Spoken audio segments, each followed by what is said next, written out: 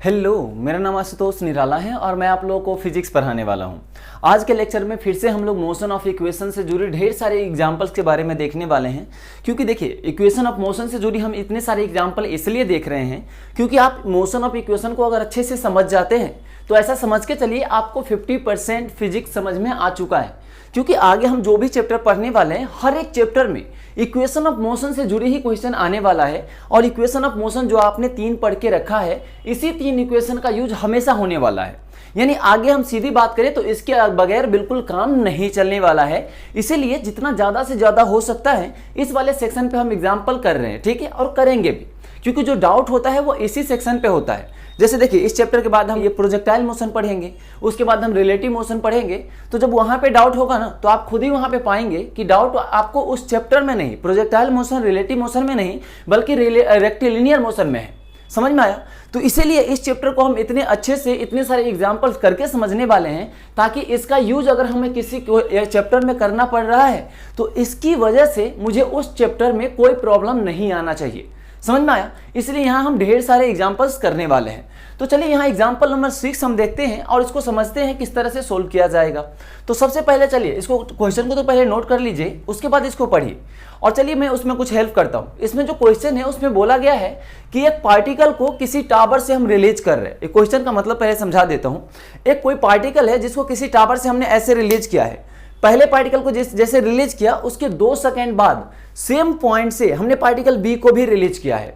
तो फिर हमसे ये पूछा गया है कि जो पार्टिकल बी जो दूसरे सेकेंड बार में जिसको हम रिलीज किया था, उसके 2 सेकेंड होने के बाद ए और बी के बीच में कितना सेपरेशन होगा, ये बताओ। आप ये कैसे समझेंगे? तो देखिए, पार्टिकल ए को हमने क्या किया, ए पार्टिकल हमने यहाँ से रिलीज किया, वो इस तरह से मोशन कर रहा होगा। इसके 2 सेकेंड जैसे ही हुआ, उसी टाइम पे हमने बी को सेम पॉइंट से रिलीज किया। तो अब देखिए, ए पॉइंट नीचे आ चुका है ना, बी अब दोनों इस तरह से आएगा या नहीं आएगा, यानी दोनों के बीच में गैप होगा 2 सेकेंड बाद या नहीं होगा। यही गैप हमें बताना है कि 2 सेकेंड बाद जब पार्टिकल को हमने बी वाले को रिलीज किया है, उसके 2 सेकेंड बाद ए और बी के बीच कितना सेपरेशन होगा, ये मुझे कैलकुलेट करना है। तो देखिए, जैसे अभी हम लोगों ने डायग्राम देखा है, आपको इस तरह से फील आना बहुत जरूरी है, क्योंकि बिना फीलिंग्स का तो फिजिक्स में काम नहीं चलने वाला, और वो भी रेक्टिलिनियर मोशन में। समझ में आया? तो चलिए हम सबसे पहले क्या करते हैं, यहाँ डायग्राम बनाते हैं और फिर देखते हैं कि इसमें हमें किस तरह से इक्वेशन को यूज करना चाहिए। तो देखिए, अगर डायग्राम बनाए तो सबसे पहले मैं ऐसे बोल देता हूँ, ये कोई टावर है। समझ में आया? अब ये टावर है ग्राउंड से, ये ग्राउंड को मैं हटा ही देता हूँ। ऐसा बोलता हूँ कोई बहुत लंबा टावर है जो कि ग्राउंड से कोलाइड नहीं होगा, ऐसा कंसीडर करना है। समझ में आया? नहीं तो हो सकता है ना 2 सेकंड में पार्टिकल ग्राउंड से ही कोलाइड हो जाए, लेकिन यहाँ पे हम ऐसा कंसीडर करेंगे कि ये टावर बहुत लंबा है। वहाँ जब 2 सेकंड में क्या 5-6 सेकंड में भी वो ग्राउंड से कोलाइड नहीं करेगा। समझ में आया? तो जरा ध्यान दीजिए, इस पे मैंने क्या किया, ए वाले पार्टिकल को, यानी ए पार्टिकल को हमने यहाँ पे t = 0 पे रिलीज किया। ऐसा हम कंसीडर कर रहे हैं कि पहली बार हमने किसको रिलीज किया है, ए पार्टिकल को। इसको हमने बोल दिया t = 0 पे रिलीज किया है। तो क्या होगा, ये नीचे की तरफ गिरना स्टार्ट होगा। समझ में आया? तो जरा ध्यान दीजिए, ये पार्टिकल जब इस तरह से नीचे गिर रहा होगा तो इधर कहीं होगा। उस टाइम पे t = 2 सेकेंड पे हमने क्या किया, यहाँ से पार्टिकल बी को भी सेम पोजीशन से पार्टिकल बी को भी रिलीज किया। कितने टाइम बाद? 2 सेकेंड बाद। जरा इसको ध्यान से देखिए, हमने क्या बोला, सबसे पहले ए पार्टिकल को रिलीज किया, इसको हमने बोल दिया t = 0 पे हमने ए को रिलीज किया था। समझ में आया? फिर क्वेश्चन में ऐसा लिखा हुआ है कि 2 सेकेंड बाद जब हमने ए को रिलीज किया था, उसके 2 सेकेंड बाद पार्टिकल बी को रिलीज किया। तो 2 सेकेंड बाद यानी t = 2 पे हमने यहाँ पे बी पार्टिकल को रिलीज किया होगा। जब हमने इसको रिलीज किया होगा तो देखिए, ए पार्टिकल इधर कहीं हवा में होगा ना। समझ में आया? हवा में होगा। तो ये बोला गया है हमें कि जब पार्टिकल भी यहाँ से रिलीज होगा तो ये कुछ इस तरह से नीचे की तरफ गिरेगा या नहीं गिरेगा, गिरेगा ना। तो क्वेश्चन में ऐसा बोला गया है कि जब बी रिलीज करने के बाद 2 सेकेंड जब मोशन कर चुका होगा, उस टाइम पे ए और बी के बीच में कितना सेपरेशन होगा। तो जरा ध्यान दीजिएगा, मान लेते हैं कि बी का मोशन यहाँ से इस तरह से 2 सेकेंड बाद यहाँ तक आने से जो भी बी को टाइम लगता है वो कितना सेकेंड लगता है, 2 सेकेंड। समझ में आया? ये जो टीवी का मतलब है कि यहां से यहां आने में जो बी पार्टिकल टाइम लिया होगा वो 2 सेकेंड है। क्योंकि हमें क्वेश्चन में यही तो बोला गया है ना कि बी को जब हम रिलीज किए हैं, उसके रिलीज करने के 2 सेकेंड बाद बताओ ए बी के बीच में सेपरेशन कितना होगा। तो 2 सेकेंड बाद जब हमने बी को रिलीज किया, उसके 2 सेकेंड बाद बी कहीं इधर होगा। समझ में आया? और ए की हम बात करें तो ए इसके कहीं नीचे होगा। क्यों ये नीचे क्यों होगा? क्योंकि हमने देखा है ए पार्टिकल को हमने बी पार्टिकल से यहाँ 2 सेकेंड पहले रिलीज किया होगा, तो ये बी से नीचे ही कहीं होगा ना। समझ में आया? तो यहाँ जरा ध्यान दीजिए, अगर मैं बोलूँ कि यहाँ तक आने में ए ने कितना टाइम लिया होगा, तो जरा ध्यान दीजिएगा, यहां तक आने ने कितना, बी ने कितना टाइम लिया, 2 सेकेंड, जबकि ए को हमने बी से 2 सेकेंड पहले रिलीज किया था। इसका मतलब बी ने अगर 2 सेकेंड लिया है तो ए ने यहां तक आने में कितना सेकेंड लेगा, 4 सेकेंड।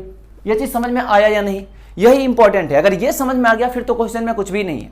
जरा ध्यान से समझिए, मैंने क्या बोला, क्वेश्चन में ऐसा लिखा है कि जब हमने ए को रिलीज किया उसी के इस तरह से रिलीज कर दिया, ए के रिलीज करने के 2 सेकेंड बाद हमने पार्टिकल बी को रिलीज किया। तो हमने ऐसा देखा कि टी को जब हम रिलीज किया, टी इक्वल्स टू 0 पे रिलीज किया 2 सेकेंड बाद, इसका मतलब टी इक्वल्स टू 2 सेकेंड पे पार्टिकल बी को रिलीज किया। और फिर क्वेश्चन में ऐसा बोला गया है कि जब पार्टिकल बी 2 सेकेंड तक हवा में मोशन कर लिया होगा उस समय बताओ ए और बी का पोजीशन दोनों में गैप कितना का होगा। तो जब हमने बी को रिलीज किया, यहां से यहां मोशन किया, हवा में इतने दूर में है ना, तो यहां तक आने में बी ने कितना टाइम लिया, टीबी का मतलब है कि यहां से यहां तक बी ने जो आने में टाइम लिया वो टाइम है। समझ में आया? तो यहां तक आने में बी ने 2 सेकेंड ले लिया। तो बी के लिए जब 2 सेकेंड हो चुका है मोशन करते हुए, तो अगर मैं ए के लिए बात करूं तो ये बी से 2 सेकेंड ज्यादा लिया होगा ना। क्यों? क्योंकि ए जो है वो बी से 2 सेकेंड पहले रिलीज किया गया था, तो बी ने 2 सेकेंड लिया यहां तक आने में, तो ये 2 सेकेंड ये तो हो ही चुका है, और इससे पहले 2 सेकेंड हमने ए को रिलीज किया था। इसका मतलब ए हवा में कितने देर से है, 4 सेकेंड से। यहां तक समझ में आया या नहीं आया? जरा ध्यान से देखिए और समझने की कोशिश करिए, क्योंकि ये डायग्राम ही है जिसको आपको समझना चाहिए। क्योंकि डायग्राम अगर समझ में आ गया उसके बाद तो इक्वेशन ऑफ मोशन लगेगा, फटाक से आंसर आ जाएगा। समझ में आया ये कैसे है? तो हमें जो कैलकुलेट करना है वो ये कैलकुलेट करना है कि जब पार्टिकल बी यहां पे होगा, जब पार्टिकल ए यहां पे होगा, तो इस दोनों के बीच में ये जो गैप होगा इसको मैं चलिए बोल देता हूं, जो भी गैप है इसको मैं डी बोल देता हूं। हमें ये डी कैलकुलेट करना है कि पार्टिकल ए और बी के बीच में सेपरेशन कितना होगा। तो जरा ध्यान दीजिएगा कितना आसान है। मैं यहां से बोल देता हूं, यहां से बी ने जो नीचे आया होगा कितना आया होगा, मैं इसको बोल देता हूं डिस्प्लेसमेंट, या फिर डिस्प्लेसमेंट ऑफ बी बोल देता हूं एस बी। समझ में आया? और यहां तक जरा ध्यान दीजिए, यहां से हमने ए को रिलीज किया था, यहां तक आने में जो भी डिस्टेंस नीचे आया होगा या डिस्प्लेसमेंट बोल लीजिए, उसको मैं बोल रहा हूं एस ए। ये चीज समझ में आया? तो हमें क्या कैलकुलेट करना है, डी की वैल्यू। और डी हमने ये बोल सकते हैं कि ये जो एस ए है उसमें से अगर मैं एस बी को माइनस कर दूं तो ये क्या आ जाएगा, डी की वैल्यू आ जाएगी या नहीं आ जाएगी? समझ में आया या नहीं आया? क्लियर है? तो जरा ध्यान दीजिएगा, मैं सबसे पहले क्या कर रहा हूं, ऐसे कैलकुलेट कर रहा हूं। तो ऐसे कैलकुलेट करने के लिए मैं क्या कर रहा हूं, ए पार्टिकल पे इक्वेशन लगा रहा हूं। किस पार्टिकल पे? ये ए पार्टिकल पे इक्वेशन लगाया। कौन सा इक्वेशन लगाएंगे? तो जरा ध्यान दीजिएगा, इसको हमने रिलीज किया था, इसका मतलब इनिशियल वेलोसिटी 0। बी को भी क्या किया था, रिलीज, इसका मतलब इनिशियल वेलोसिटी 0। जब किसी पार्टिकल को रिलीज या ड्रॉप करते हैं, ठीक है, तो उसकी वेलोसिटी कितनी होती है, 0 होती है। समझ में आया या नहीं आया? क्लियर है? तो यहां पे हमने इस तरह से देखा।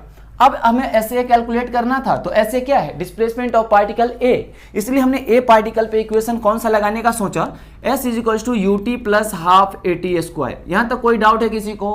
जरा ध्यान से देखिए, समझ में आया? तो हम किस पॉइंट के बीच में देखने वाले हैं, तो जरा ध्यान दीजिए, इस पॉइंट इनिशियल और फाइनल पॉइंट ये है ना, तो इस पॉइंट और इस पॉइंट के बीच में हम इक्वेशन लगाने वाले हैं, तभी तो ऐसे आएगा। क्लियर है? तो यहाँ पे मैं पॉइंट का नाम नहीं दे रहा हूं, बस समझिए आप ध्यान से। बस मैंने ये बोला कि ए पार्टिकल पे इक्वेशन लिख रहा हूं, s is equals to u t plus half a t square. और ऐसे समझने के लिए किस पॉइंट के बीच में लगा रहा हूं, तो यहां से इनिशियल से लेके फाइनल तक, तभी तो ऐसे आएगा टोटल डिस्प्लेसमेंट। समझ में आया? और मैं यहाँ कुछ साइन का ये अजम्पशन करना पड़ेगा ना, किधर पॉजिटिव किधर निगेटिव। तो मैं क्या कर रहा हूँ, नीचे डायरेक्शन को पॉजिटिव और ऊपर डायरेक्शन को निगेटिव कंसिडर कर रहा हूँ। ऐसा क्यों? क्योंकि मैं देखिए हर एक चीज ज्यादातर नीचे की तरफ है, तो मैं पॉजिटिव लिखना पसंद करूंगा, इसलिए मैंने नीचे की तरफ पॉजिटिव ले लिया। समझ में आया? तो चलिए मैं यहाँ पे लिख रहा हूँ, डिस्प्लेसमेंट बताइए ए पार्टिकल का कितना हुआ है, जरा ध्यान से देखिए कितना हुआ है। तो यहाँ पे एस ए जो कि हमें कैलकुलेट करना है। अब बताइए, ए पार्टिकल को हमने इनिशियली रिलीज किया था, तो इनिशियल वेलोसिटी कितना होगा, 0 इंटू टाइम कितना लिया है, ए यहाँ से यहाँ आने में 4 सेकेंड। समझ में आया? तो यहाँ से हमने लिखा 4 प्लस हाफ, एक्सेलरेशन क्या लिखेंगे, तो एक्सेलरेशन यहाँ जी होगा ना नीचे की तरफ, और नीचे को हमने पॉजिटिव लिया है तो यहाँ प्लस 10 लिखेंगे। जी को यहाँ 10 लेना है, यहाँ लिखा हुआ है, देखिए ध्यान से, ठीक है। अगर नहीं बोला गया हो जी के बारे में तो आप 9.8 लेकर के सोल्व करेंगे। क्लियर है? जब बोला गया होगा 10 तो 10 ले लेंगे, इंटू 4 का स्क्वायर, क्योंकि ए ने यहाँ से यहाँ आने में कितना टाइम लिया है, 4 सेकेंड। तो बताइए यहाँ से एस ए की वैल्यू कितनी आ गई, तो ये 5 टाइम से कैंसिल हो जाएगा, 4 का स्क्वायर 16 और 16 इंटू 5 कितना हो जाएगा, 80 मीटर। यानी डिस्प्लेसमेंट ऑफ ए जो होगा 4 सेकेंड में ये 40 मीटर हो जाएगा। अब मुझे क्या कैलकुलेट करना है, एस बी। तो आप सिंपल क्या करेंगे, बी पार्टिकल पे इक्वेशन लगा देंगे, same s is equals to u t plus half a t square. तो बताइए इस पॉइंट और इस पॉइंट के बीच में कितना डिस्प्लेसमेंट हुआ है पार्टिकल बी का, एस बी, जो हमें कैलकुलेट करना है। तो s B is equals to initial velocity क्या लिखेंगे, तो रिलीज किया गया है, रिलीज करते हैं तो क्या होता है इनिशियल वेलोसिटी 0, समझ में आया। तो 0 इंटू, अब टाइम देखिए, यहाँ बी यहाँ से यहाँ कितने देर तक मोशन किया है, 2 सेकंड, ऐसा बोला गया है क्वेश्चन में कि बी 2 सेकंड तक हवा में है। उस समय बताओ ए बी के बीच में कितना गैप होगा। तो इसका 2 सेकंड जब लिया था तो ए का हमने 4 सेकंड लिया था, क्यों, क्योंकि ए बी से 2 सेकंड पहले हमने ए को हवा में छोड़ दिया था, समझ में आया। तो यहाँ बी के लिए 2 सेकंड लिखिए, प्लस हाफ एक्सेलेरेशन क्या लिखेंगे 10 इंटू टी का स्क्वायर यानी 2 का स्क्वायर, बी का टाइम 2 लिया है, क्लियर है। अब इसको जरा सोल्व करिए तो यहाँ से एस बी की वैल्यू कितनी आ जाएगी, ये तो 5 टाइम्स कैंसिल, 2 का स्क्वायर 4 इंटू 5 कितना हो गया 20 मीटर, क्लियर है। यानी देखिए जरा ध्यान से, एस बी की वैल्यू आ गई 20 मीटर। हमें कैलकुलेट क्या करना था कि बी के रिलीज करने के 2 सेकंड बाद ए और बी कहाँ कहाँ होगा, दोनों के बीच में गैप बताओ, क्लियर है या नहीं, क्लियर है। तो हमें ये डी कैलकुलेट करना था, क्योंकि यही डी है ना जो कि बी और ए के बीच में डिस्टेंस है, जो सेपरेशन है दोनों के बीच में, हमें दोनों के बीच का सेपरेशन ही तो कैलकुलेट करना चाहता है। ध्यान दीजिए, find separation between A and B after 2 second of release of particle B, clear है। तो यहाँ पे हमें क्या कैलकुलेट करना है, डी, और डी को जरा ध्यान से देखिए, तो डी जो है इसको मैं s A minus s B बोल सकता हूँ क्या, जरा ध्यान से देखिए, क्योंकि डी जो है वो ये डिस्टेंस है। अब इस टोटल में से अगर इसको माइनस करेंगे तो यही तो बचेगा, क्लियर है। तो यहाँ जरा ध्यान से देखिए, एस ए की वैल्यू हमने कैलकुलेट किया था 80 माइनस एस बी की वैल्यू कितना है 20, तो यहाँ पे हमने लिखा 20, कितना आ गया यहाँ से 60 मीटर। यानी जो दोनों पार्टिकल के बीच ए और बी के बीच में जो सेपरेशन होगा वो होगा कितना 60 मीटर। यहाँ तक क्लियर है या नहीं। देखिए ये बहुत ही आसान होता है, बस आप एक बार डायग्राम को समझ जाते हैं तो, क्योंकि यहाँ डायग्राम से ही हम हर एक इक्वेशन में वैल्यू पुट करते हैं और प्लस माइनस हर एक चीज डायग्राम से ही देखते हैं। अगर आप एक बार अच्छे से डायग्राम बना लेते हैं, उसके बाद आप ऐसा मान के चलिए 70-80% आपका क्वेश्चन क्लियर हो चुका है, अगर आप डायग्राम को लॉजिकल अच्छे से कर लिए हैं तो, क्लियर है। उसके बाद सिंपल यहाँ पे इक्वेशन लिखना होता है, आप खुद भी देख सकते हैं। तो आप इसको चलिए नोट कर लीजिए, उसके बाद हम सेकंड एग्जांपल भी देखते हैं इसके बाद, उसमें भी आपको कुछ ना कुछ नया सीखने को तो डेफिनेटली मिलेगा ही मिलेगा, ठीक है। तो पहले आप इसको नोट करिए, हम लोग फिर इसके बाद नेक्स्ट एग्जांपल देखते हैं। अब चलिए हम लोग देखते हैं एग्जाम्पल नंबर 7 के बारे में। तो चलिए आप एग्जाम्पल सबसे पहले पढ़िए, उसके बाद हम लोग सीधा सॉल्यूशन करते हैं, है ना। जो भी इसमें इंपॉर्टेंट बातें थी हम लोग हर एक एग्जाम्पल में लगभग अच्छी तरीके से समझ चुके हैं कि इक्वेशन ऑफ मोशन से रिलेटेड किस तरह से हमें क्वेश्चन को सोल्व करने के लिए अप्रोच करना चाहिए। जैसा कि सबसे पहले हमें क्वेश्चन को पढ़ के डायग्राम बना लेना चाहिए, क्योंकि हमें पता है जो भी इक्वेशन ऑफ मोशन हम अप्लाई करने वाले हैं सारे के सारे डायग्राम से ही हम अप्लाई करने वाले हैं, समझ में आया। तो सबसे पहले हम कोशिश यही करेंगे कि जो भी क्वेश्चन गिवन हो उससे रिलेटेड हम अच्छे से डायग्राम बना लें, क्लियर है। तो चलिए सबसे पहले मैं क्वेश्चन को समझा देता हूं। यहां बोला गया है एक पार्टिकल है जिसको हम एक पॉइंट से फेंक रहे हैं, और पहले पार्टिकल को हमने ए को फेंका, उसके 2 सेकंड बाद, अभी कैसे था, एक पार्टिकल को रिलीज किया, उसके 2 सेकंड बाद दूसरे पार्टिकल को रिलीज किया। तो इस बार क्या है, एक पार्टिकल को हमने नीचे से ऊपर की तरफ फेंका है, समझ में आया। फिर दूसरे पार्टिकल को हमने 2 सेकंड बाद सेम पॉइंट से ऊपर की तरफ सेम पहले जैसा फेंका है, समझ में आया। तो देखिए जिस तरह से हमने पहले पार्टिकल को फेंका ये ऊपर जा रहा होगा, 2 सेकंड बाद हमने दूसरे को भी फेंका, तो ये ऊपर जाके जब रिटर्न या कहीं भी जाके दोनों आपस में कोलाइड करेगा या नहीं करेगा, तो ये जहां भी कोलाइड करेगा वो कितने टाइम बाद कोलाइड करेगा ये हमें कैलकुलेट करना है। या ये भी पूछा जा सकता है कि ये ग्राउंड से कितने हाइट पे जाके कोलाइड करेगा, वो भी आपसे पूछा जा सकता है। तो चलिए मैं सबसे पहले क्या कर रहा हूँ, यहाँ डायग्राम बना देता हूँ। तो देखिए कोई मान लीजिए एक पॉइंट है जो कि यहाँ पे है, इसको मैं सरफेस इस तरह से बोल देता हूँ। हमने क्या किया, इस पॉइंट से एक पार्टिकल ए को हमने रिलीज किया, इस तरफ से ऊपर की तरफ फेंका, कितने वेलोसिटी से, तो 40 मीटर पर सेकेंड से, ये समझ में आया। अब देखिए ये क्या होगा, ये इस तरह से मोशन करेगा ऊपर की तरफ, जब ये 2 सेकंड कंप्लीट करेगा उसी टाइम हम दूसरे पार्टिकल बी को भी क्या कर रहे हैं, यहां से इस तरह से ऊपर से की तरफ कोलाइड कर रहे हैं, ये बी पार्टिकल है, समझ में आया। अब देखिए ए पार्टिकल और बी पार्टिकल जो है वो सेम पॉइंट से फेंका गया है, हम समझाने के लिए ए को यहां और बी को यहां लिख रहे हैं, समझ में आया।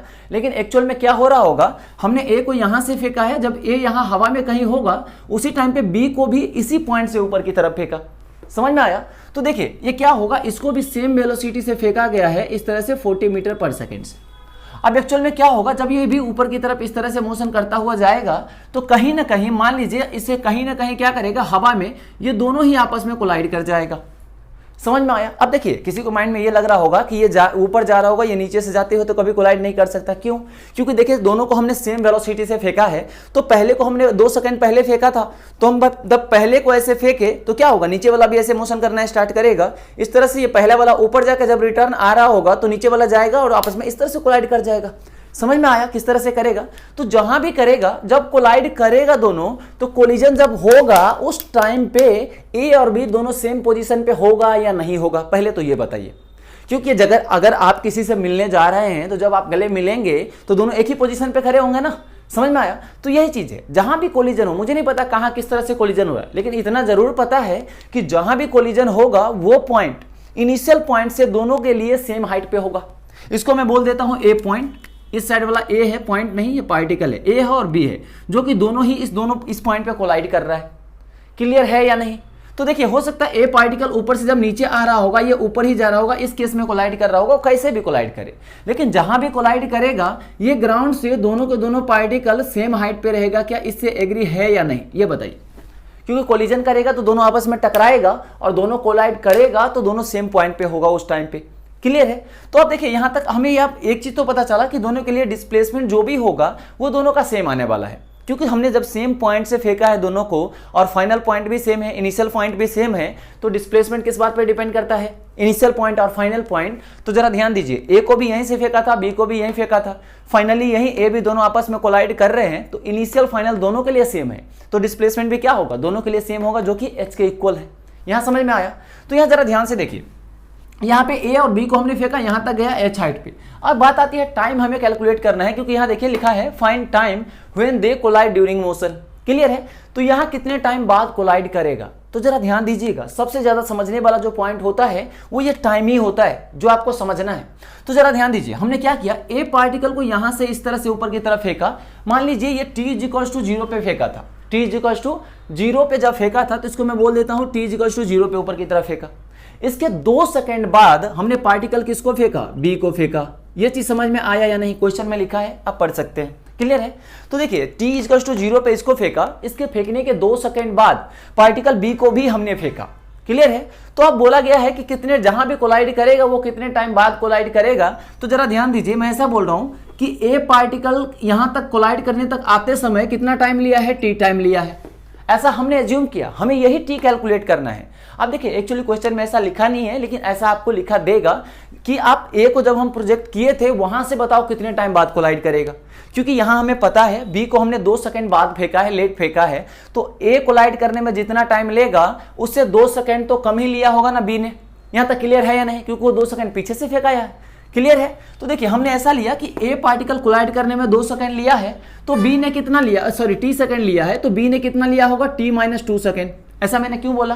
क्योंकि बी को हमने ए से 2 सेकंड पीछे से फेंका था, तो 2 सेकंड कम लेगा। समझ में आया या नहीं? अगर आप इसको टी लेते तो आप ए को t+2 लेते, क्योंकि ए को हमने बी से 2 सेकंड पहले फेंका था, तो ये 2 सेकंड ज्यादा लेता। क्लियर है? तो यहाँ पे हमने उल्टा यहाँ पे लिया है, हमने ए को टी लिया है तो बी को क्या लेंगे, इस टी से 2 सेकंड कम, इसका मतलब t-2 सेकंड लेगा।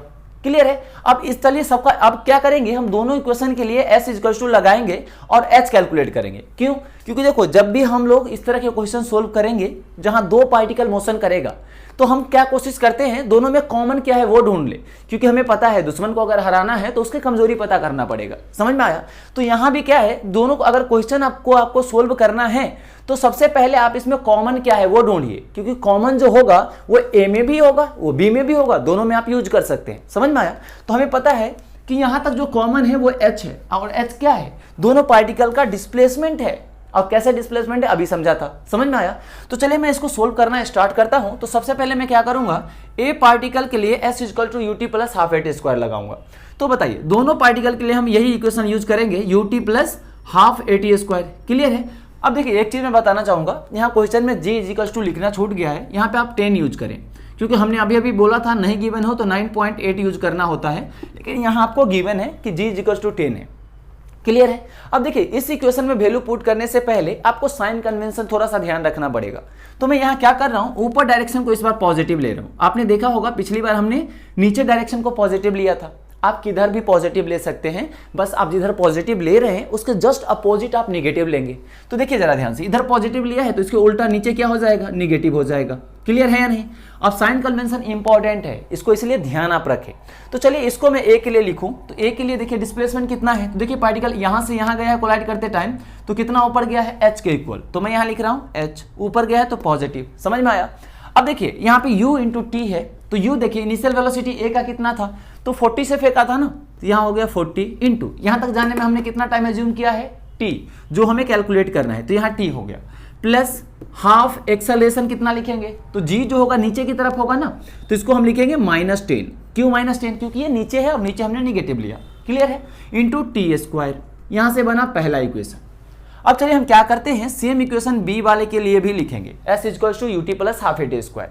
तो सीधा चलिए फटाफट लिखिए, b भी यहाँ से यहाँ गया है, कितना डिस्प्लेसमेंट हुआ है h, तो यहाँ लिखेंगे प्लस h क्योंकि ये ऊपर की तरफ गया है। u बताइए कितना है, 40 ऊपर है इसलिए प्लस लिख रहे हैं, अगर कुछ वेलोसिटी नीचे होता तो मैं निगेटिव लिखता क्योंकि नीचे निगेटिव लिया है, तो यहाँ प्लस है तो इसलिए ऊपर है इसलिए प्लस लिखा, क्लियर है। इंटू टी क्या लिखेंगे इसके लिए, तो क्या है t, b की कितना टाइम लिया है, जितना a लिया था उससे 2 सेकंड पीछे से फेंका था तो 2 सेकंड कम लिया होगा, तो ये t-2 हो गया, समझ में आया? तो यहाँ से t-2 प्लस हाफ एक्सेलरेशन नीचे की तरफ g होगा तो -10 इंटू t-2 का होल स्क्वायर। अब देखिए ये इक्वेशन दूसरा है। अब जब आप यहाँ पे ध्यान से देखेंगे तो आप पाएंगे कि यहाँ लेफ्ट साइड दोनों का इक्वल है, तो आप क्या कर सकते हैं, जब इक्वल है तो दोनों को इक्वेट कर सकते हैं, लेफ्ट साइड इक्वल है तो राइट साइड भी इक्वल होगा ना, तो हम क्या करेंगे, equation 1 is equals to equation 2, समझ में आया? अब जरा ध्यान दीजिए, इसको चलिए एक्सपेंड करते हैं, उससे पहले थोड़ा बहुत कैंसिल कर लेते हैं, 5 टाइम्स कैंसिल, ये भी 5 टाइम्स कैंसिल। अब यहाँ जरा लिखिए, चलिए मैं इसको पहले लिखता हूँ, तो यहाँ से आया 40 इंटू टी, फिर प्लस या प्लस और माइनस मिलकर क्या हो जाएगा, प्लस माइनस माइनस, यानी -5 इंटू टी स्क्वायर, क्लियर है? यहाँ से निकल के आया इज इक्वल्स टू, इस इक्वेशन को किया तो देखिए 40 इंटू, इसको जैसा है वैसे लिख दीजिए, 40 इंटू t-2, फिर प्लस या प्लस ये मिलके और माइनस मिलके माइनस बन जाएगा, यहाँ -5 इंटू t-2 का होल स्क्वायर, ये बना। अब देखिए यहाँ पे आप देख पा रहे हैं कुछ अच्छा सा इक्वेशन बन रहा है, इसको पहले आप थोड़ा सा एक्सपेंड कर लेते हैं, तो यहाँ जरा देखिए 40 इंटू t-5t स्क्वायर, ये सिंपल कैलकुलेशन है, इसमें समझाने वाली बात नहीं है। चलिए इस दोनों को मल्टीप्लाई करिए, 40 इंटू t-80, क्लियर है? अब चलिए इसके माइनस है, जब आप इसको t-2 को जब एक्सपेंड करेंगे तो क्या बनेगा, a माइनस बी का होल स्क्वायर, बोलिए a square minus b square a square plus b square minus 2ab, ठीक है ना, वो हो जाता है। तो यहाँ देखिए, यहाँ पे आप देखिए -5 इंटू यहाँ a माइनस बी का होल स्क्वायर, उसके अकॉर्डिंग लिखिए तो क्या लिखेंगे, t स्क्वायर, फिर -4 इंटू टी, क्योंकि -2a भी होता है ना, फिर प्लस 2 का स्क्वायर, इतना हो गया। अब जरा ध्यान दीजिए, ये 40t और ये 40t कैंसिल होता हुआ मुझे दिखाई दे रहा है। अब जरा ध्यान से आप अगर देखिएगा तो ये -5t है और यहाँ भी ये मल्टीप्लाई होगा तो -5t बनेगा, इसका मतलब ये और ये भी कैंसिल हो जाएगा। अब बचेगा क्या, इधर तो कुछ नहीं बता, 0 बचा, तो चलिए मैं यहाँ पे लिख देता हूँ, ये b के लिए लिखा था, ठीक है, यहाँ पे मैं थोड़ा सा सोल्व कर देता हूँ, इधर 0 बचा, इधर बताइए -80, तो -0 इज इक्वल्स टू -80, और फिर आगे बताइए ये -5 ये -4 से जब मल्टीप्लाई होगा तो +20 इंटू टी, और फिर आगे बताइए ये -5 जब +4 से मल्टीप्लाई होगा तो क्या बनेगा, तो वह -20 बनेगा। यहाँ तक कोई दिक्कत है? अब चलिए इसको जरा सोल्व करिए, अब तो कुछ है ही नहीं। अब देखिए यहाँ पे -20 और -80 मिलकर 100 बनेगा, और ये +20, इसको आप लिख सकते हैं +20 t इज इक्वल्स टू 100। तो यहाँ देखिए 20 से 100 5 टाइम्स से कैंसिल हो गया, इसका मतलब t इज इक्वल्स टू जो आ गया वो 5 सेकेंड आ गया। यहाँ तक कोई डाउट है क्या? यहाँ तक जरा ध्यान से देखिए, तो ये 5 सेकेंड क्या आया कि a को हमने जब फेंका था तो a को फेंकने के 5 सेकेंड बाद a और b आपस में कोलाइड करेगा, कितने सेकेंड बाद, 5 सेकेंड बाद। हमने ये टाइम कहां से लिखा था, a से देख रहे हैं, लेकिन क्वेश्चन में अगर आपसे ये पूछा जाता कि b को जब हमने फेंका है तो उसके कितने सेकंड बाद कोलिजन होगा, तो जरा ध्यान दीजिए t की वैल्यू कितना है 5, तो 5 - 2 कितना हुआ 3 सेकंड। अब हमने वैसे भी देखा a को जब हमने फेंका तो a ने 5 सेकंड लिया कोलिजन के लिए, तो b ने कितना लिया होगा, 2 सेकंड पीछे से फेंका है ना, तो 2 सेकंड कम लिया होगा, तो 5 - 2 3 सेकंड। समझ में आया? तो डिपेंड करता है कि क्वेश्चन में आपसे किससे टाइम पूछा जा रहा है। यहाँ हमने a से मेजर किया है कि a को फेंकने के कितने सेकंड बाद कोलिजन होगा, तो वो है 5 सेकंड, लेकिन यही b से पूछा जाता तो 3 सेकंड होता, a के 2 सेकंड कम।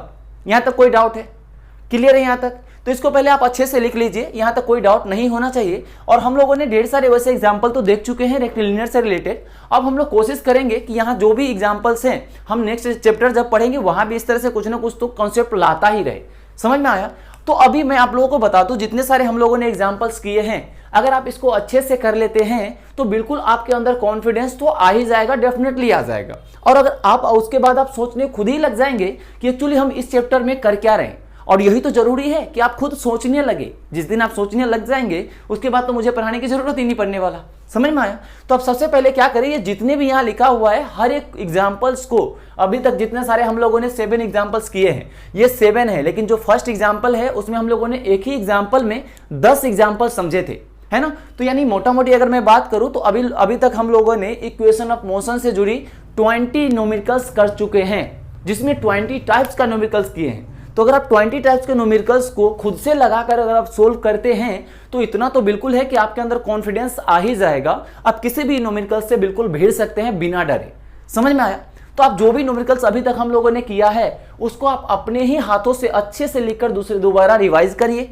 समझ में आया? रिवाइज जब करेंगे, जब खुद से सोल्व करोगे, तभी आपको कॉन्फिडेंस वो डेवलप होगा जो मैं चाहता हूं।